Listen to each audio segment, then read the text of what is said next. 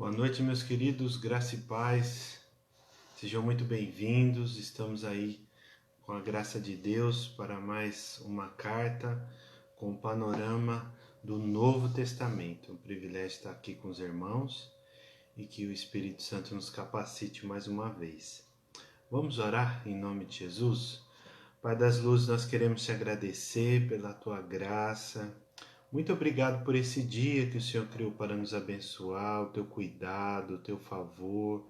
Senhor Deus, a tua misericórdia sobre a nossa vida, a tua proteção, Deus, os teus livramentos que não são conhecidos de nós. Reconhecemos que o Senhor é bom e a tua misericórdia dura para sempre. As tuas misericórdias são os motivos de não sermos consumidos, Senhor. Oh meu Deus, muito obrigado pelo teu amor sobre a nossa vida. Oh Deus amado, porque o Senhor nos trata como filhos, abençoados, guardados e protegidos debaixo da tua poderosa mão. Em nome de Jesus, não merecemos, Senhor Deus, isso é de fato. Não merecemos porque o nosso coração às vezes quer se distanciar do Senhor. Mas com as tuas cordas de amor, o Senhor sempre está nos trazendo para perto. Muito obrigado, Deus, pelo teu cuidado, Pai. E que nesta noite o teu nome seja glorificado, a tua palavra seja honrada e a tua igreja edificada, Senhor. Em nome de Cristo Jesus, que teu Espírito Santo, pela tua misericórdia e graça, nos encha do teu conhecimento, amplia, renova a nossa mente, Deus, e que a nossa mente esteja cativa a toda a obediência ao Senhor, obediência à tua palavra, obediência aos teus mandamentos, ó Deus. Em nome de Jesus, nos afasta de tudo aquilo que é contrário e todo espírito que nega ao Senhor Jesus. Em nome de Jesus nós oramos nesta hora e abençoe todos aqueles que estão chegando e aqueles que irão chegar, Deus. Em nome de Jesus, da mesma forma que o Senhor fala o nosso coração, ó Deus, que essa porção seja dobrada no coração de cada ouvinte nesta hora, em nome de Jesus. Amém. Amém, glória a Deus, graça e paz, boa noite a todos mais uma vez. A Vanderleia já chegou, louvado seja Deus por essa parceira. Queridos, nós estamos aqui mais uma vez para trazer essa reflexão, né? Esse panorama do Novo Testamento. Nós temos aí uma carta muito breve, né? Uma carta bem curtinha. A Bíblia diz: graça e paz, Juliana e Welton, sejam muito bem-vindos. Dentro do Novo Testamento não existe uma carta menor, né? Poderíamos dizer, às vezes até dentro de toda a Bíblia, mas dentro do Novo Testamento não temos uma carta menor do que essa. Então, uma carta bem curtinha, de apenas um capítulo e apenas 13 versículos. Então, é bem resumida, porque a ideia também aqui do escritor, do apóstolo João, é transmitir uma forma que as pessoas possam estar sempre recordando, né, daquilo que ele tem ensinado. Eu louvo a Deus pela vida de todos vocês. Nós temos aí já gravados, né, todas as aulas de cada livro da Bíblia, e nós estamos faltando mais 3 livros apenas para terminar essa série. Na próxima semana, assim Deus permitindo, nós vamos ter a terceira carta de João, depois nós iremos ter Judas e, por fim, o excelentíssimo aí Apocalipse, né, tão esperado. Nós vamos ter mais essas 3 cartas depois de hoje. Depois nós vamos começar uma série de sermões a respeito de aulas, né, na verdade, a respeito do Sermão da Montanha, do capítulo 5 até o capítulo 7 de Mateus. São 3 capítulos, nós vamos fazer parágrafo por parágrafo, bem tranquilo, e vai ser uma bênção, eu creio, em nome de Jesus. Amém, amados? Já oramos, já falamos algumas considerações, vamos diretamente aí ao tema, né? Nós disponibilizamos aí algo para que a gente possa acompanhar de alguma forma, né? Lá no grupo da Igreja Batista Nova Aliança, nós disponibilizamos esse material que nós estamos usando aqui. Então, antes de mais nada, nós queremos dizer sobre a verdade, vivendo na verdade. Que tipo de verdade? O que a verdade significa, né, dentro de toda a nossa sociedade, dentro de tudo aquilo que nós vamos fazer, viver, falar, agir. O que é a verdade? Qual que é o peso, né, da verdade? Então, a primeira coisa que nós podemos dizer é que a verdade nos nossos dias é uma qualidade, né? Seja bem-vinda, Eliane e o Cláudio, graça e paz, é um privilégio estar aqui com os irmãos. Então ela é uma qualidade na vida de muitas pessoas, não é um defeito. Às vezes as pessoas falam que a pessoa falou tudo que é verdade, mas na verdade ela falou de uma forma muito truculenta, muito rude, muito agressiva nas suas palavras. Graça e paz, Valdelei, seja muito bem-vinda, irmã. Louvado seja Deus pela sua vida. Então nós temos essa situação que as pessoas às vezes falam, mas falam para ofender, né? Falam para diminuir, para humilhar e etc. Mas o lado bom da verdade, dentro do conceito da sociedade, nós vemos o quê? Que transmite segurança para aquelas pessoas que estão por perto. Veja bem que quando você é uma pessoa que sempre vela, tem a sua importância, né? Sempre falando sobre a verdade, tudo sendo condizente com a verdade, né? Não mentindo, não omitindo e não manipulando as pessoas, né? Por conta de algum interesse. Então a verdade ela sempre vai prevalecer.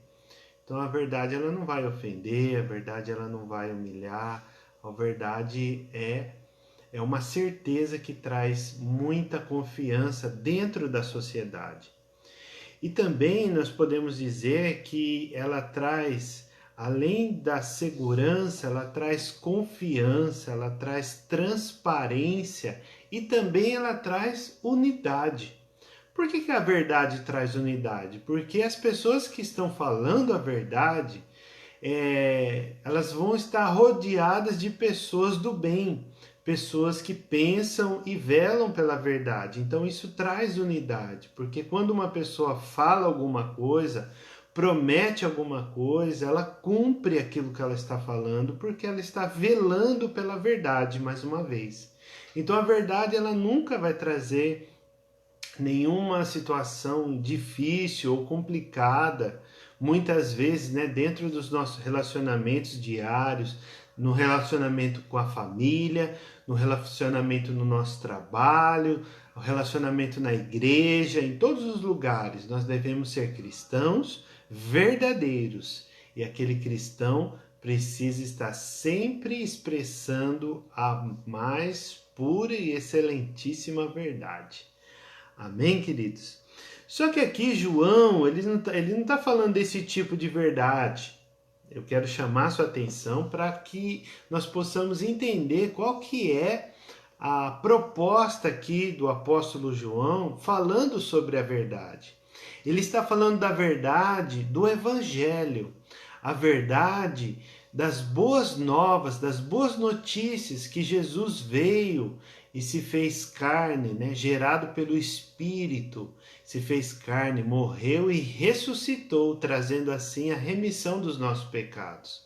Então o Evangelho, aquilo que está ali para o cerne do Evangelho, né? o início do Evangelho, onde origina-se o Evangelho, é na pessoa de Jesus Cristo. Então, com isso, essa é a verdade que o apóstolo João está querendo transmitir para essas pessoas.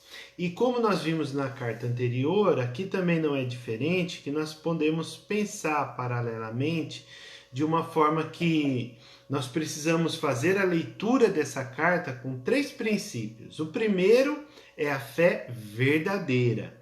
a fé, né? O teste teológico, o teste doutrinário, que é a fé, que Jesus Cristo veio gerado pelo Espírito, mas veio em carne. Era humano, mas também Deus, da mesma essência ali, humano da parte de Maria, sua mãe, e divino pela parte que foi gerada, que foi pelo Espírito Santo. Não foi coabitado, né?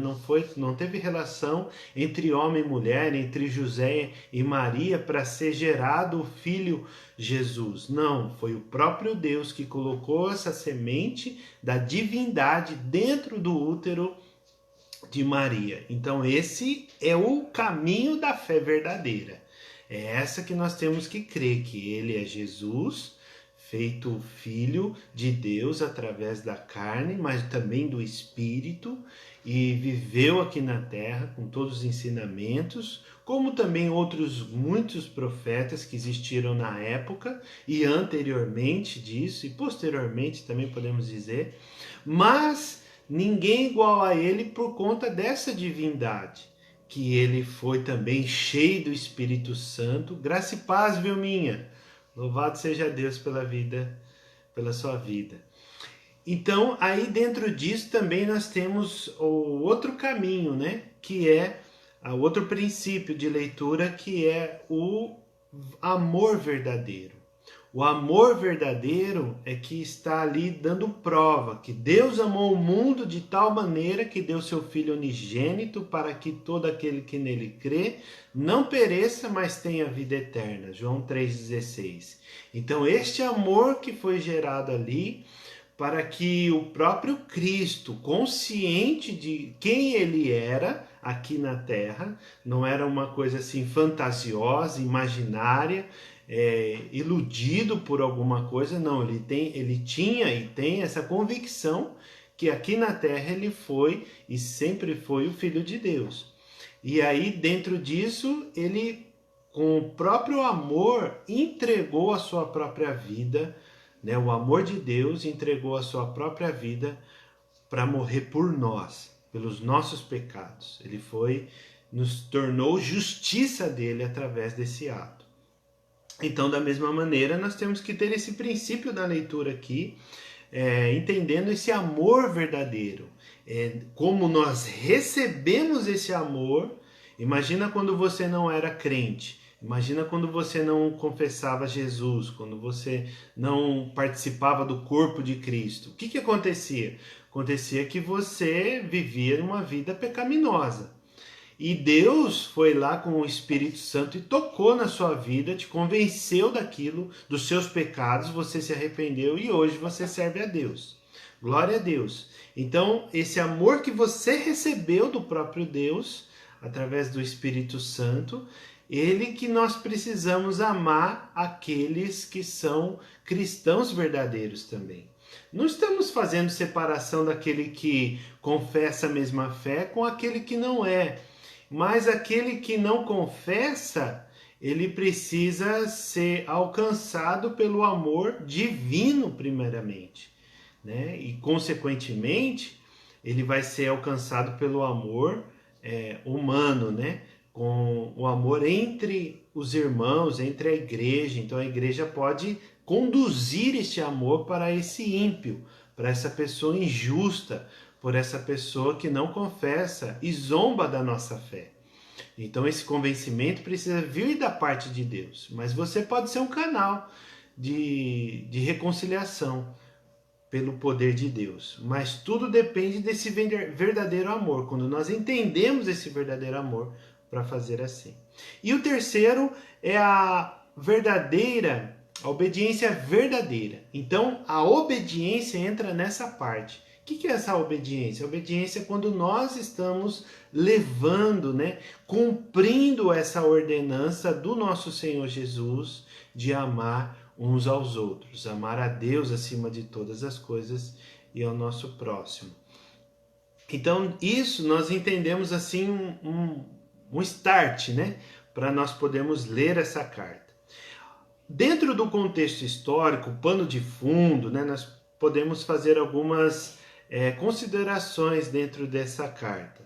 Então o apóstolo João, ele escreve estas poucas palavras num cenário de muita falsidade doutrinária, teológica. Muitas pessoas queriam convencer que Jesus não foi o Filho de Deus, o Todo-Poderoso. Foi um profeta muito importante, mas não divino. Então essa mistura, né, dessa mentira ocasionou esse falso ensino dentro da igreja que estava ali se iniciando. Então a igreja dos 3 primeiros séculos, ela não tinha prédio.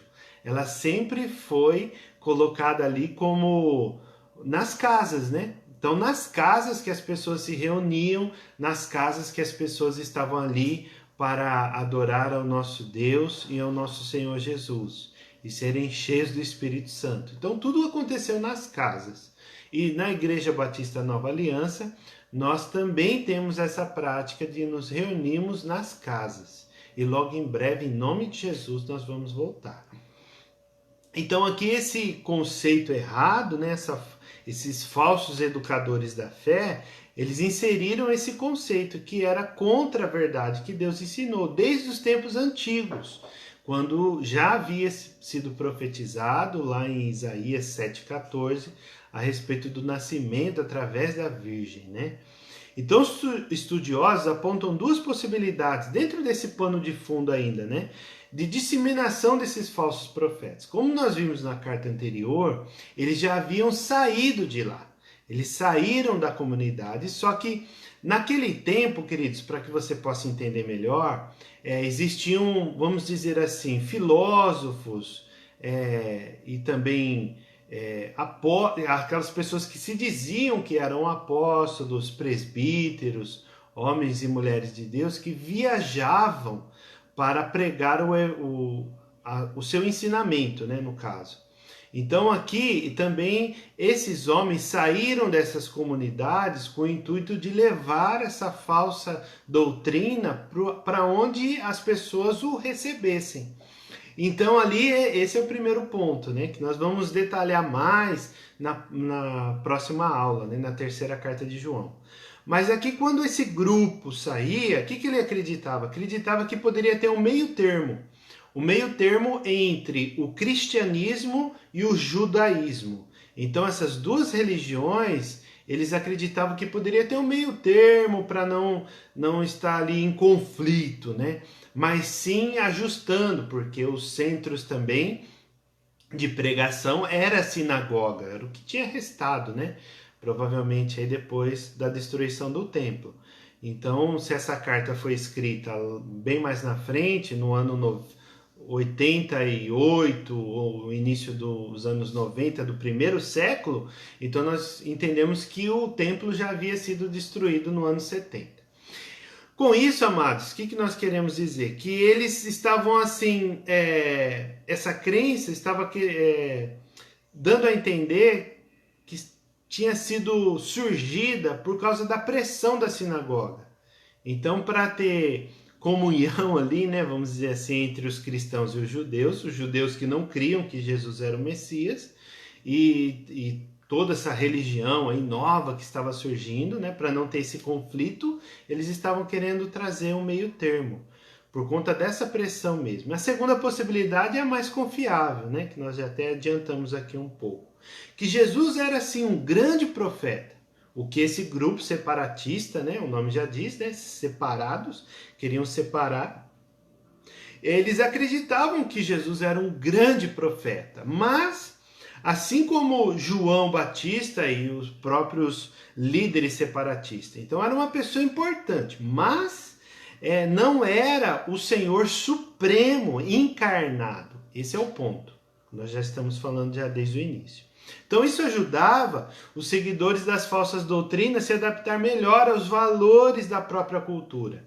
Então, como era uma região politeísta, né, cheia de gregos, Os gregos eram helenistas na sua grande maioria, tinha vários deuses, acreditavam em muitos deuses. Os romanos também acreditavam em muitos, tinha muita história, né, dentro da religião romana, vários deuses. Então, com isso, eles conseguiam encaixar Jesus como mais um desses deuses, entende? Então, não tinha conflito dessa maneira.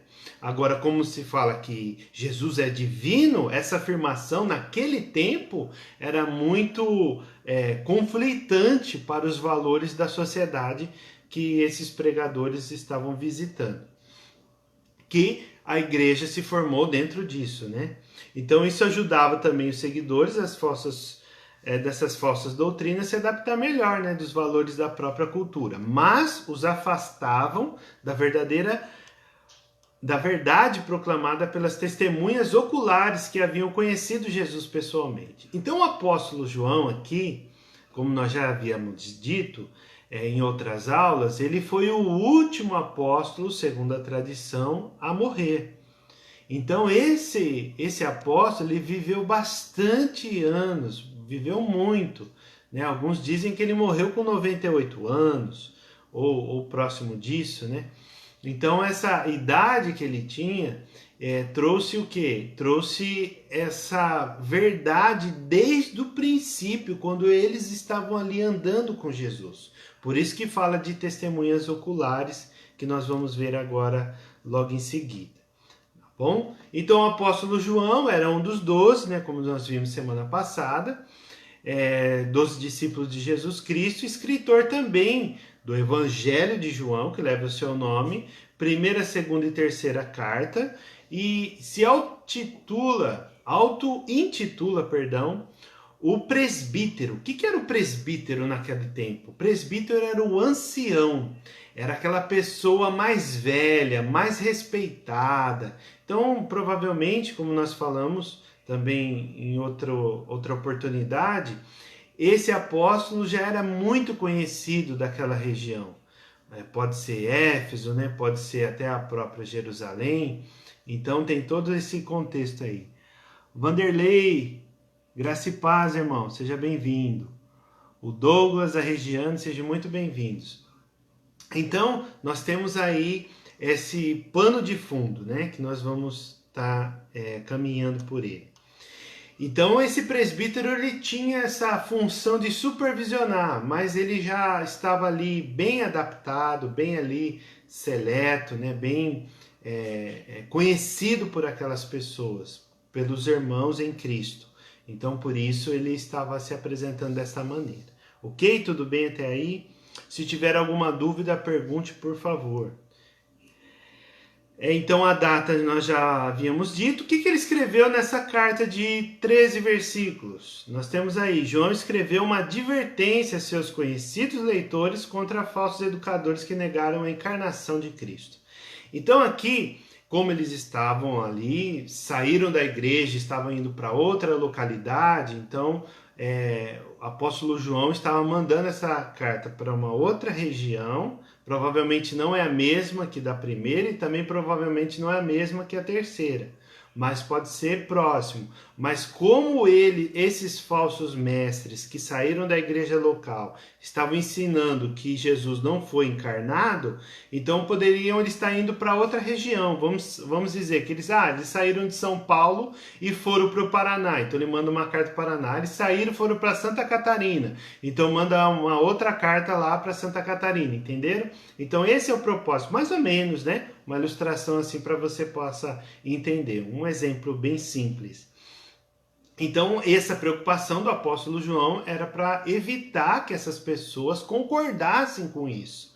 Porque você imagina a pressão que existia naquele tempo de muitos deuses. Existiam muitos deuses, diversos deuses, e isso ia atrapalhar a fé verdadeira, como nós falamos, né? E também como que ia desenvolver esse próprio amor verdadeiro e como iríamos obedecer se a gente não crê, né? Aqueles irmãos não criam que Jesus era o Filho encarnado. Então essa encarnação é muito importante para que eles defendessem, né? E também não deixa de ser uma carta também apologética, que defende a sua fé. A preocupação de João é que depois da despovoação, né, como a gente falou, que eles saíram dessas igrejas, dos falsos profetas da comunidade, eles possam espalhar esses ensinamentos em outra comunidade da fé. Amém? Beleza?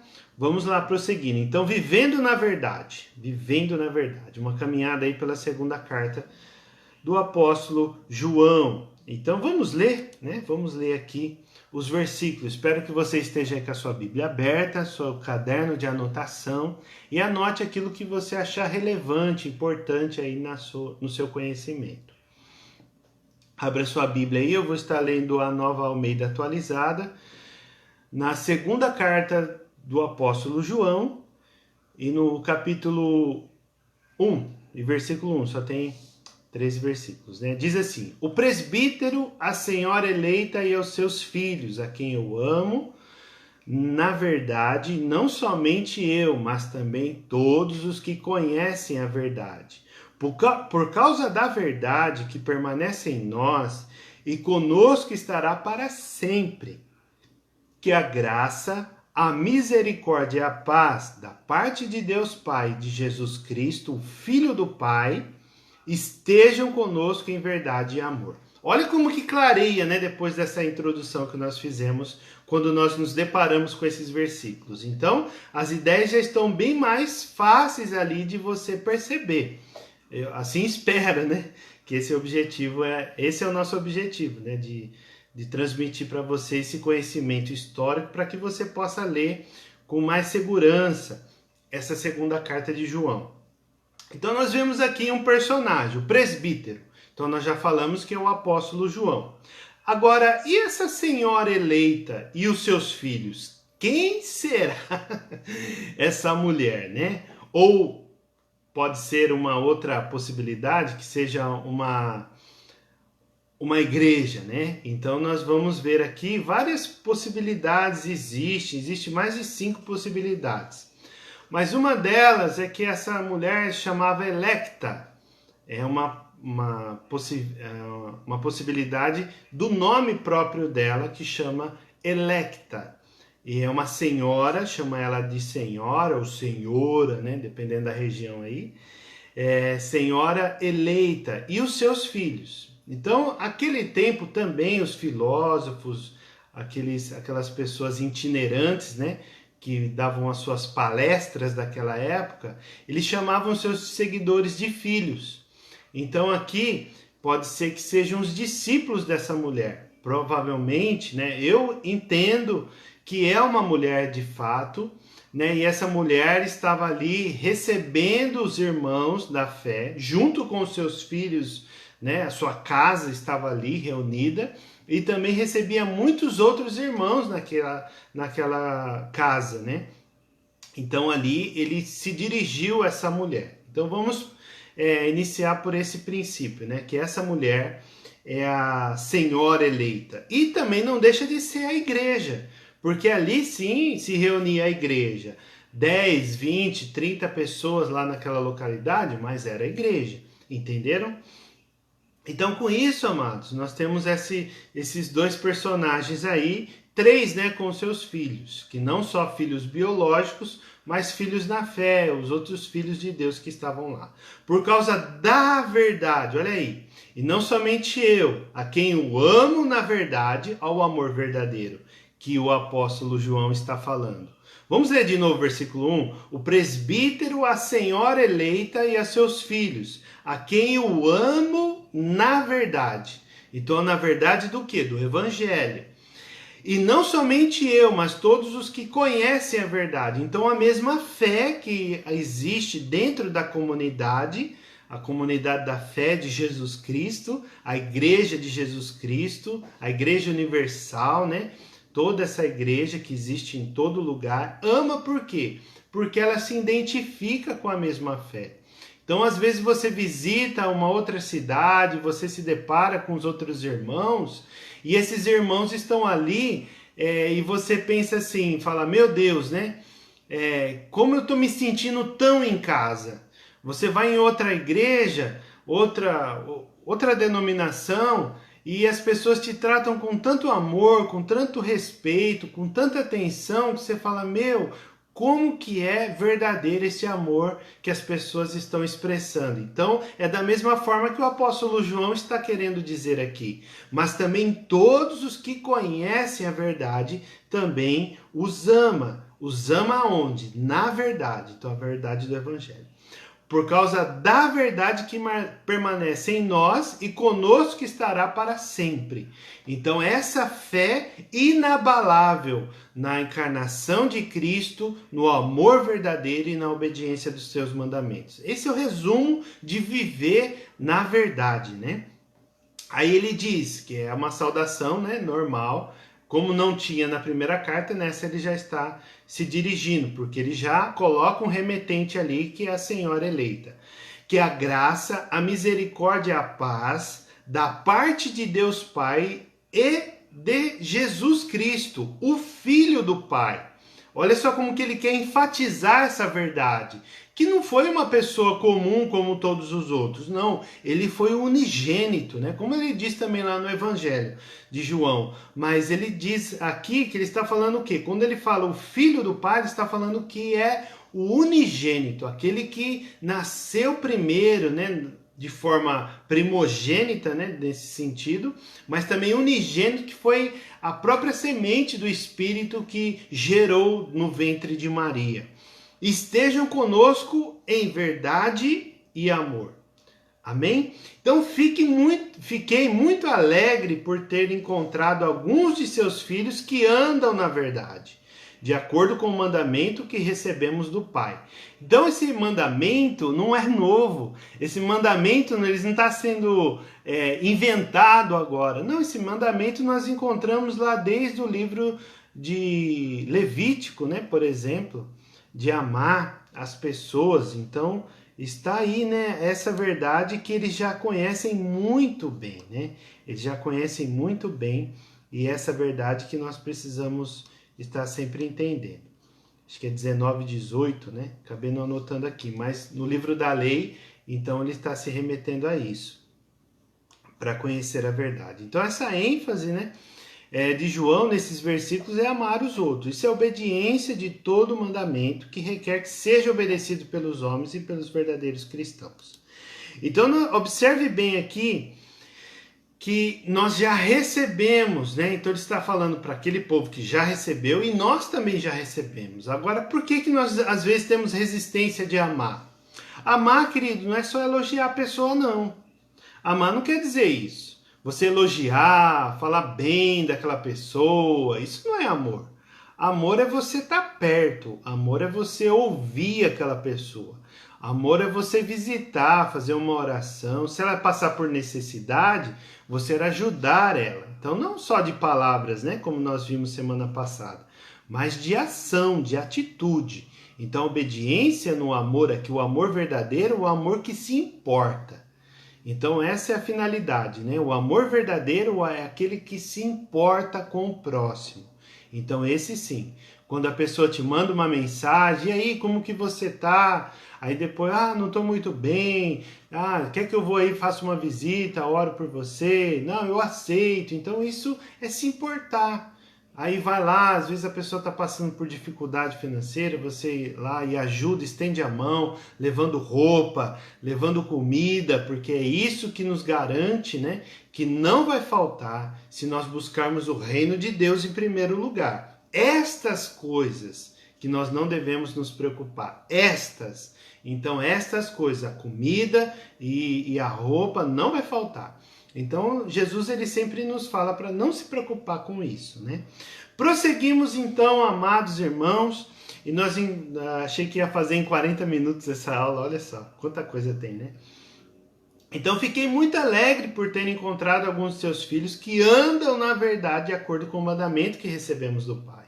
E agora, Senhora, a remetente, né, o alvo dessa carta, peço-lhe, não como que se escreve mandamento novo, mas o mesmo que temos tido desde o princípio, que nos amemos uns aos outros. Então, não é novidade isso que ele está falando.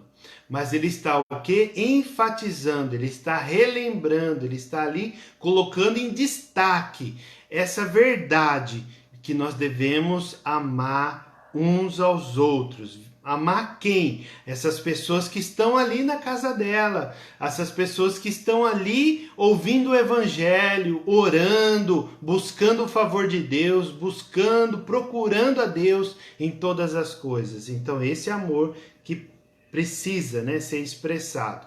Então ele está falando diretamente, e aí ele define, né? E o amor é este, que andemos segundo os mandamentos de Deus. E este mandamento, como vocês ouviram desde o princípio, é que vocês vivam neste amor. Então essa ordem, o que é um mandamento? Quando você pensa, o que é um mandamento? O mandamento é uma ordenança do Senhor. O mandamento é aquilo que você precisa cumprir, aquilo que você precisa obedecer. Então existe lá esses mandamentos, quando nós olhamos lá para os 10 mandamentos, por exemplo, do Antigo Testamento, então nós temos ali o quê? Nós temos a certeza que é aquela vontade de Deus que Ele quer para nós. Nós temos a divisão ali dos mandamentos, dos 10 mandamentos, os 4 primeiros são dirigidos a Deus e os outros 6 são dirigidos às pessoas, ao próximo. Então aqui ele está querendo o quê? Relembrar. Lembra que aquilo que nós não devemos fazer, aí Deus mostra aquilo que devemos fazer, mas principalmente aquilo que não devemos fazer nos 10 mandamentos. Então aquilo que não devemos fazer, está provando o amor ao nosso próximo, né? Que ele já nos ensinou desde o princípio, que o mandamento é de Deus. Porque muitos enganadores, aqui é a raiz, né, o cerne aqui da carta, o propósito da carta. É a preocupação do apóstolo João com essa igreja lá na casa da Senhora, vamos dizer assim. Porque muitos enganadores têm saído mundo afora. Então, lembra lá dos palestrantes itinerantes, né? Muitos têm saído mundo afora, os quais não confessam que Jesus veio da carne. Aquela questão lá da encarnação. Este é o enganador e o anticristo. Por quê? Porque ele nega Jesus. Quem que é o anticristo? Quem vai vir esse anticristo? Existe o espírito do anticristo que opera no homem maligno, no homem iníquo, né? O homem maldoso, aquele homem perverso que nega Jesus. Esse você tem que tomar cuidado, porque ele é o anticristo. Vai vir um anticristo que vai querer governar toda a terra, né? Então nós vamos falar sobre isso lá em Apocalipse também. Mas nós já demos várias pistas aí dentro da carta de Tessalônica, dentro de Mateus, dentro de outras cartas também e outros livros. Então esse espírito aqui que nega Jesus. Tenham cuidado para que não percam aquilo que temos realizado com esforço, mas recebam plena recompensa. Então não perca aquilo que temos realizado com esforço. O quê? A pregação. A atitude de amar, a atitude de estar ali pregando, amando e obedecendo a verdade, né, de Deus. Então isso é aquilo que ele está advertindo a senhora e todos aqueles que vão ouvir essa carta lida, que não perca isso. Então, nesse tempo de pandemia, queridos, nesse tempo de distanciamento, às vezes as pessoas perdem isso também. Então, por isso que nós precisamos estar sempre enfatizando sempre essa verdade. Paulo, por exemplo, lá em Filipenses capítulo 3, ele diz isso, ele diz que ele deve repetir, relembrar, e não tem problema nenhum ele relembrar essas coisas, porque nós precisamos ouvir. Quando a pessoa está ali pensando dentro do seu contexto da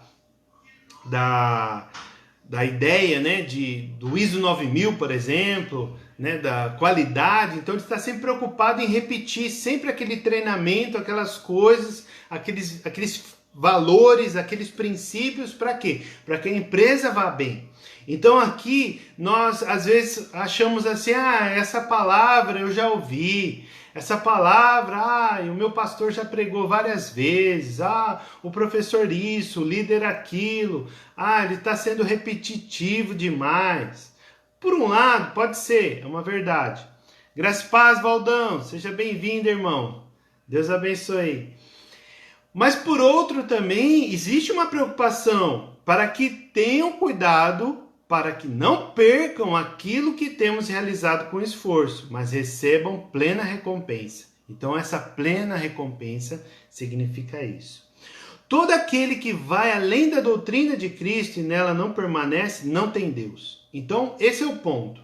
Não precisa inventar a roda já está pronta. Não precisa articular, acrescentar na palavra de Deus. A palavra de Deus já está pronta, definida. Então, tudo aquilo que nós precisamos saber sobre doutrina, nós vamos encontrar na palavra santa do nosso Deus. É a boca de Deus falando com nós quando você lê a Bíblia. Então, todo aquele que vai além da doutrina de Cristo e nela não permanece, não tem Deus. O que permanece na doutrina, esse tanto tem o Pai como o Filho. Porque Jesus é o Verbo, é aquele que se comunicou efetivamente, naturalmente com o homem. Não foi além da teofania, que teve... Teofania que significa a aparição da divindade, no caso, a aparição de Deus, do anjo do Senhor, como nós vemos vários relatos ali no Antigo Testamento. Quando nós entramos na era escatológica dos fins dos tempos, nós chamamos de parousia. Parousia no sentido do quê? Que é a volta de Jesus, certo? Que vai se manifestar na nossa vida. Então, aquele que permanece, então ele tem o Pai e também tem o Filho. Então ele tem a remissão do pecado e ele tem a vontade do Senhor para que a gente possa realizar. É tremendo isso, hein? Então olha só, você precisa estar sempre firmado na doutrina de Cristo, na doutrina do Evangelho, da doutrina de tudo aquilo que ele nos ensina através da sua palavra, principalmente do Novo Testamento.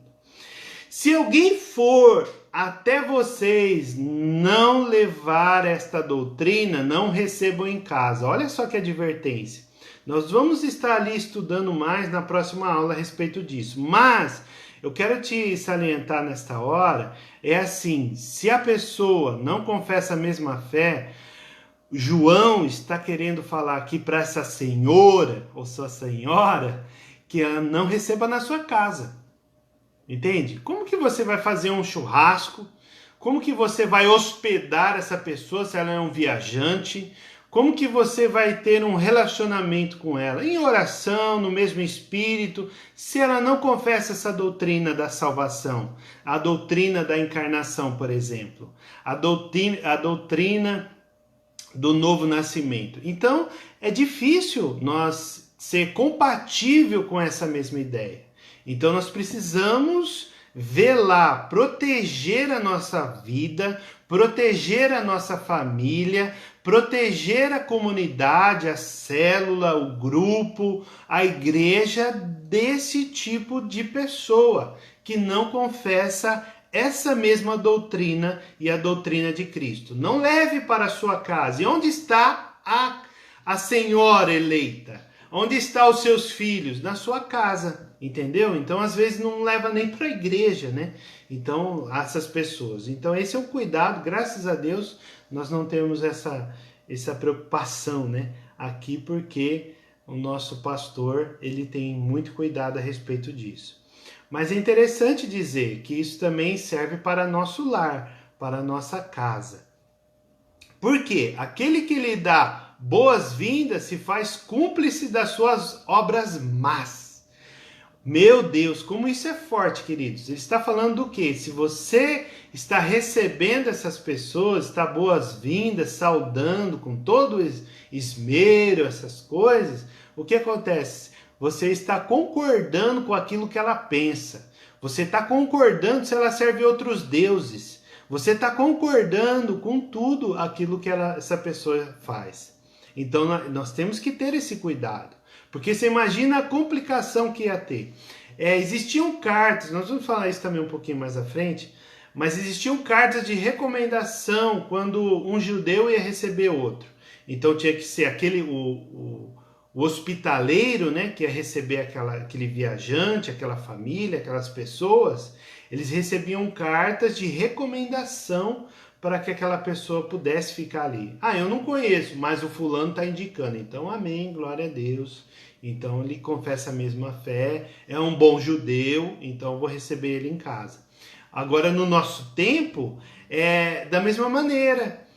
Como que você vai? Eu até conversei com um irmão muito querido essa semana, e ele me disse isso. Ele falou, eu não coloco qualquer pessoa na minha casa, mas você eu coloco.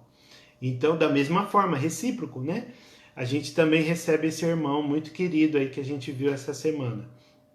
Então, amados, essa identidade precisa ser preservada, precisa ser cuidada, para que não haja esse mau testemunho.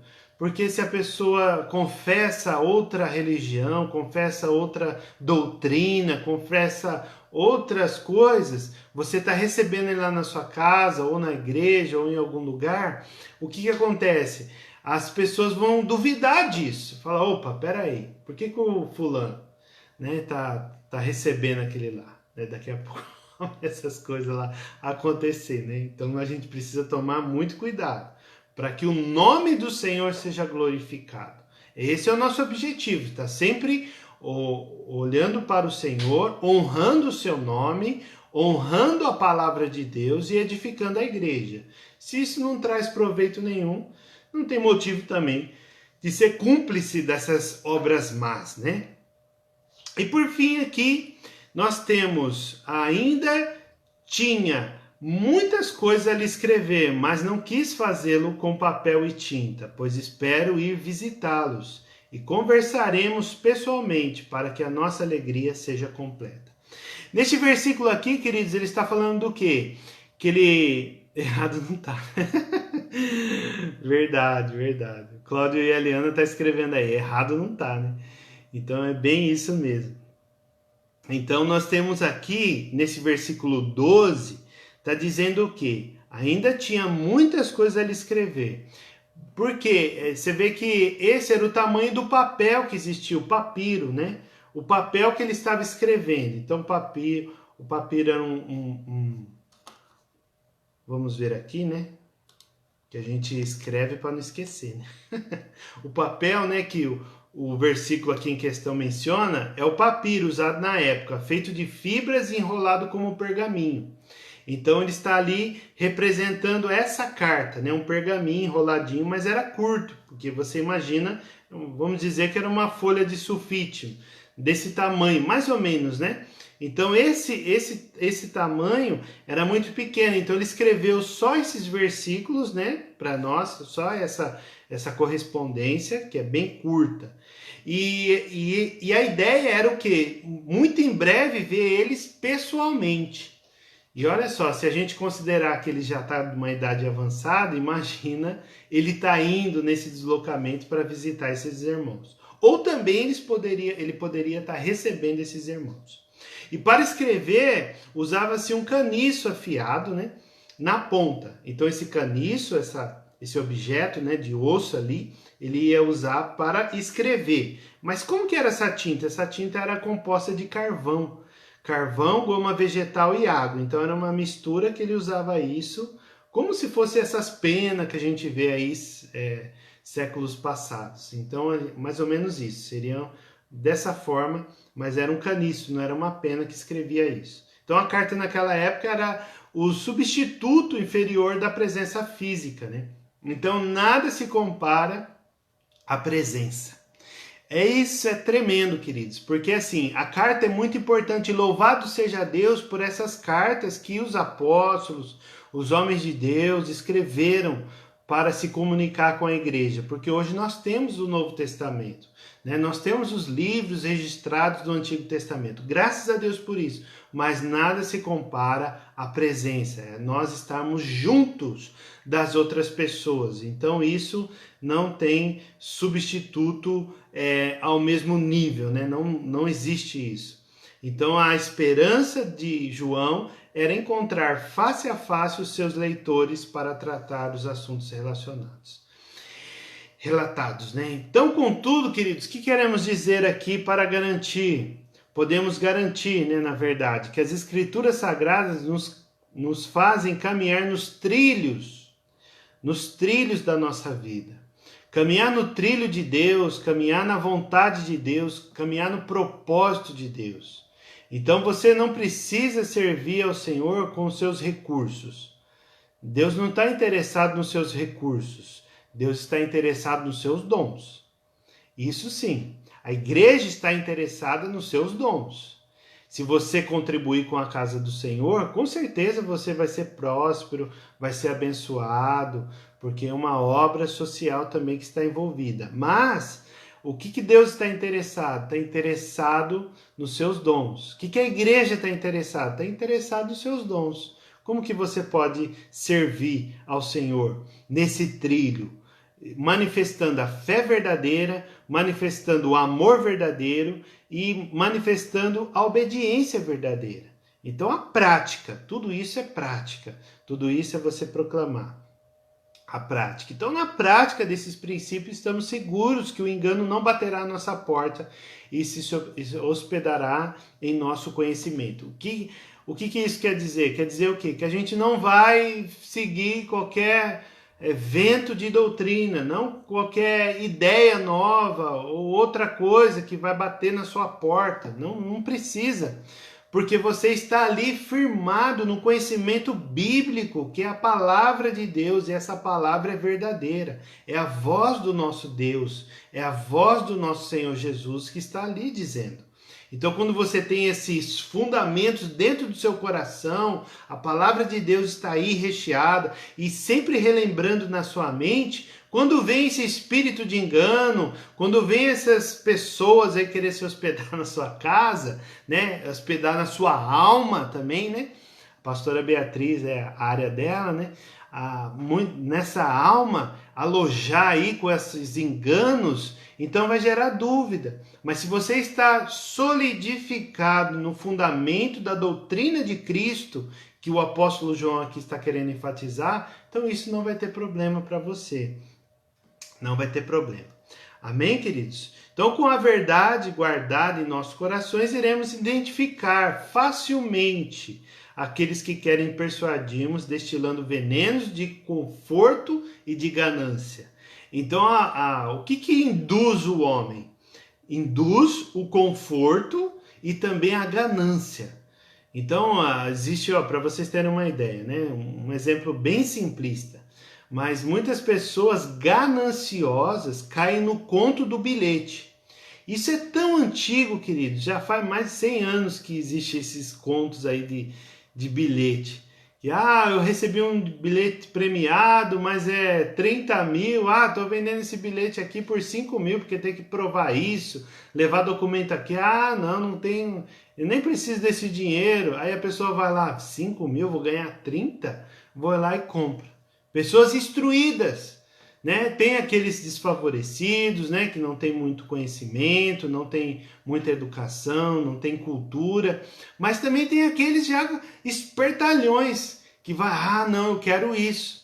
Então, da mesma maneira, às vezes a pessoa promete que essa falsa doutrina, um conforto melhor, uma estabilidade melhor e a ganância, que o coração do homem é corruptível, está ali aceitando, hospedando esse engano no seu coração sem menos perceber. E quando a ficha cai, né, o estrago já está feito. Então, por isso que nós precisamos tomar cuidado com isso e sempre primar pela doutrina de Cristo. E abrir as portas do nosso coração para que eles realmente são enviados por Deus a abençoar a nossa vida e a comunidade de Deus. Às vezes você está impedindo outras pessoas de te abençoar. quando as pessoas estão indo, né, querendo te visitar, por exemplo, querendo passar um tempo na sua casa. Então você hospedar uma semana, 3 dias, não sei, né? Não estou falando para você ficar com a pessoa um mês aí na sua casa, não, nada disso.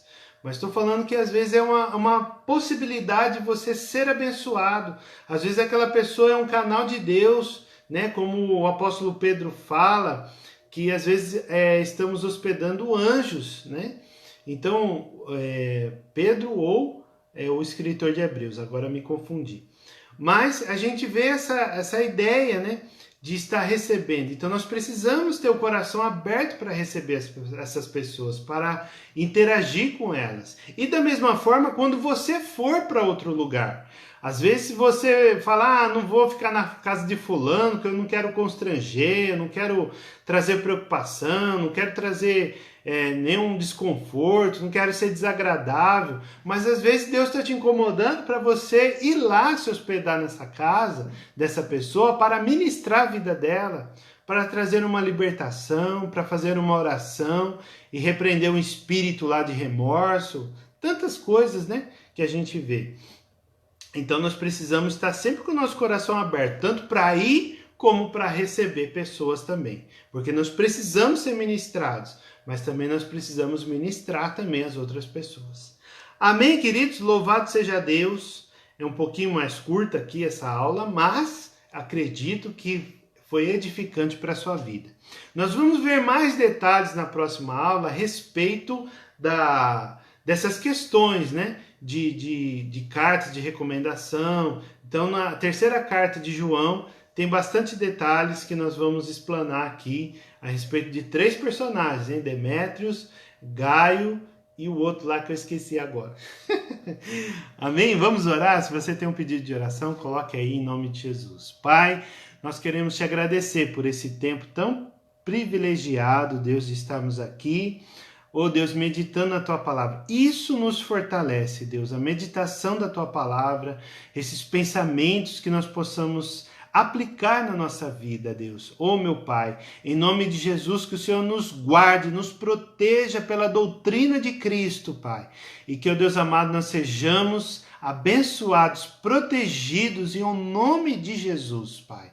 Que o Deus amado, o Senhor abençoe cada pessoa a ser hospitaleira, mas também, Deus, caminhar nessa verdade, caminhar nessa obediência, caminhar neste amor, ó Deus, e que possamos ter essa fé verdadeira para sustentar tudo aquilo que vamos fazer.